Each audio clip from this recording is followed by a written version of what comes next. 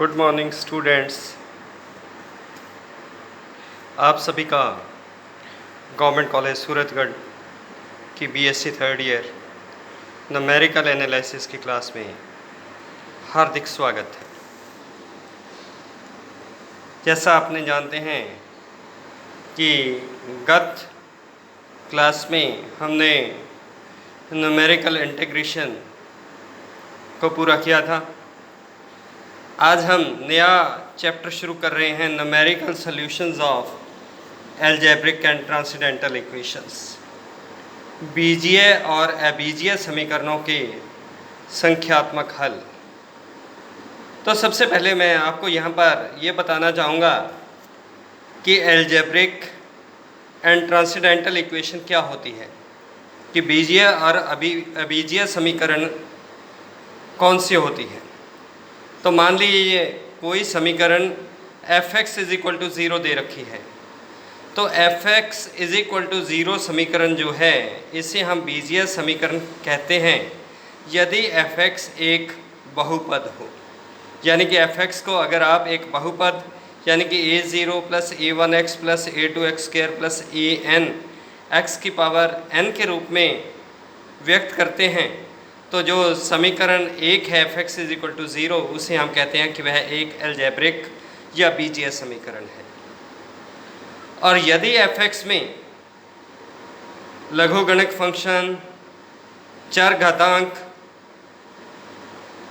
त्रिकोणमिति यानी कि logarithmic, exponential, trigonometric या आदि इस तरह के फलन प्रयोग में लेते हैं, तो समीकरण एक को हम ट्रांसेंडेंटल इक्वेशन या अबीजीय समीकरण कहते हैं। फिर आता है हमारे पास समीकरण के मूल यानी कि रूट और ज़ीरो ऑफ द इक्वेशन। तो स्वतंत्र चर x के वो मान जो दी गई समीकरण चाहे वो बीजीय है या अबीजीय है उसे संतुष्ट करते हैं, x के उन मानों को हम समीकरण के मूल कहते हैं। दूसरे शब्दों में आप कह सकते हैं कि x = α समीकरण का मूल है यदि f(α) क्या हो जाए, 0 हो जाए। अब मैं कुछ प्रॉपर्टीज़ बताना चाहूँगा आपको अलजेब्रिक इक्वेशंस की। सबसे पहली प्रॉपर्टी है कि अगर आपकी समीकरण बीजीय है और उसकी कोटि n है, यानी कि हाईएस्ट डिग्री जो है वो n है, तो उस समीकरण के n मूल अवश्य होंगे और केवल n ही होंगे, ना तो n से ज़्यादा हो सकते हैं ना n से कम हो सकते हैं।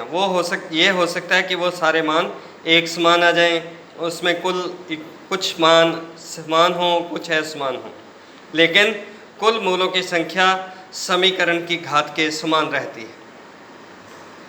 दूसरी प्रॉपर्टी है कि यदि किसी समीकरण में सम्मिश्र मूल यानी कि कम्प्लेक्स रूट पाए जाते हैं, तो कम्प्लेक्स रूट हमेशा युग्म में होते हैं। यानी कि अगर एक मूल समीकरण का अल्फ़ा + आयोटा बीटा है, तो उसका दूसरा मूल उसका कॉन्जुगेट यानी कि अल्फ़ा - आयोटा बीटा अवश्य होगा। कभी भी कम्प्लेक्स मूल सम संख्या में नहीं होंगे, वह विषम संख्या में नहीं होंगे, सम संख्या में ही होंगे। यानी कि या तो 2 रूट कम्प्लेक्स होंगे या 4 होंगे या 6 होंगे, और हर मूल का कॉन्जुगेट अवश्य विद्यमान होगा। तीसरा मैं आपको डेस्कार्टेस रूल ऑफ साइंस बताना चाहूँगा, चिन्हों का देकार्त नियम। तो इसमें पहली प्रॉपर्टी है कि अगर बीजीय समीकरण f(x) = 0 है, तो f(x) = 0 के धनात्मक मूलों की संख्या f(x) में धन चिन्ह से ऋण चिन्ह तथा नेगेटिव साइन से पॉजिटिव साइंस के परिवर्तनों की संख्या से अधिक नहीं हो सकती।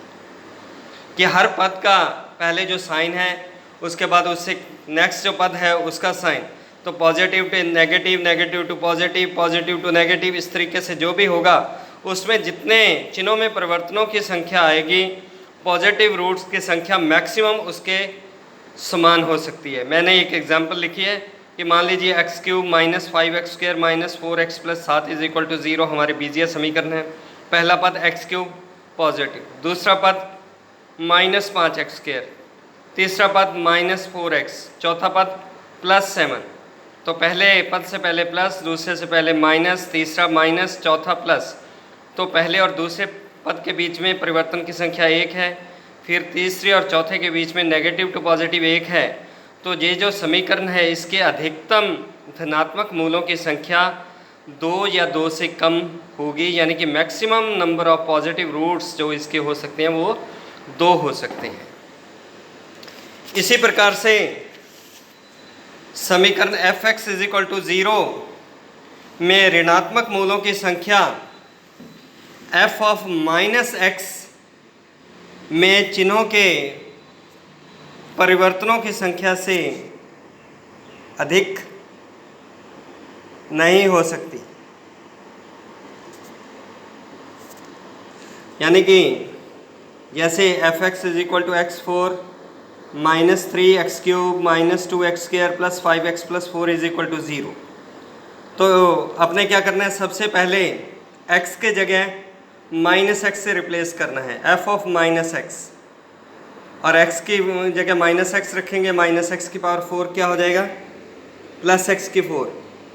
एक्स क्यूब की जगह माइनस एक्स रखूँगा तो ये क्या आ जाएगा, plus into minus minus 3x³। तो इस तरीके से आपने x को माइनस एक्स से परिवर्तित करते हुए f ऑफ माइनस एक्स लिखना है।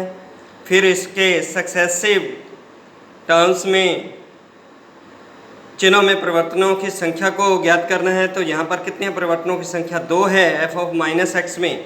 तो इस प्रकार से ये जो दी गई समीकरण है इसके नेगेटिव रूट्स की संख्या भी 2 या 2 से कम होगी। अगला है हमारे पास कि यदि algebraic equation f(x) is equal to 0